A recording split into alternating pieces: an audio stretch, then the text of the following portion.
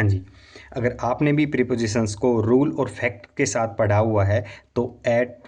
Party, dance, at show, at wedding, at ceremony, at beach, at conference, at war, at peace, इस तरीके के जो phrases हैं वो आपको परेशान कन्फ्यूज़ करते होंगे। इनका यूज़ किस तरीके से है चलिए देखते हैं। एट प्लस नाउन फ्रेज या एडजेक्टिव से बने हुए जो फ्रेज हैं refer to a state of being, यानी कि वो सब्जेक्ट की लैंडमार्क के आधार पर स्थिति क्या है, लोकेशन क्या है, इस बात को बताते हैं। और वो सेंटेंस में काम किस तरीके से करते हैं, फंक्शनल सेंस क्या है उनका, वैग्यूनेस अबाउट स्टेट, यानी कि सब्जेक्ट की जो स्टेट है, जो स्थिति है, जो लोकेशन है, अगर वो अस्पष्ट है, वैग्यूनेस है, तो हम एट से बने हुए फ्रेज का यूज़ करते हैं। मतलब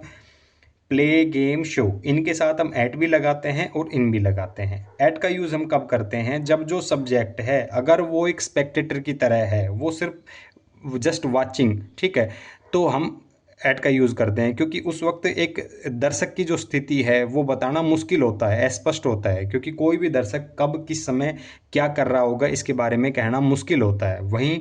जो सब्जेक्ट है बीइंग ए परफॉर्मिंग मेंबर, मतलब उस प्ले का, उस गेम का अगर वो परफॉर्मिंग मेंबर है, मतलब वो उसका खिलाड़ी हो सकता है या एम्पायर या रेफरी हो सकता है, तो उनकी स्थिति को, उनकी लोकेशन को बताना, समझाना स्पष्ट होता है, क्योंकि वो कुछ रूल और के साथ बंधे हुए, कुछ रूल के दायरे में होते हैं। इसी तरीके से जो टाइप 1 यानी कि party, dance, show, wedding, ceremony, festival, ये सभी जो लैंडमार्क हैं वो सोशल गैदरिंग वाले लैंडमार्क हैं, ठीक है। वो एक बबल की तरह होते हैं और उसमें जो सब्जेक्ट की लोकेशन को, एग्जैक्ट लोकेशन बताना मुश्किल होता है, जब जब आप जो है डिजिटल व्यू पॉइंट यानी दूरस्थ दृष्टिकोण से आप उसको बताना चाहते हो। मतलब सब्जेक्ट की स्थिति को सिर्फ आप एक संकेत द्वारा, एक इशारा पर अगर आप करना चाहते हैं, तो इन बड़े जो लोकेशन वाले जो लैंडमार्क है उनके साथ भी एट का यूज़ होता है, क्योंकि हम पूरे लैंडमार्क को एक पॉइंट की तरह देखते हैं। इसी तरीके से जो टाइप 2 यानी वोर, पीस, ईज, ओड्स, इस तरीके के जो लैंडमार्क हैं वो लैंडमार्क भी बबल की तरह के होते हैं, लेकिन ये मतलब पेयर में होते हैं, यानी कि कोई दो लोग या कोई दो देश या तो वॉर की कंडीशन में होंगे या फिर पीस की कंडीशन में होंगे, मतलब इन दोनों बबल में से किसी एक बबल में ही लाई करते हैं, ठीक है। तो जब हम सब्जेक्ट की स्थिति को लैंडमार्क के हिसाब से सिर्फ एक इशारा भर करते हैं, एक संकेत भर अगर हम करते हैं,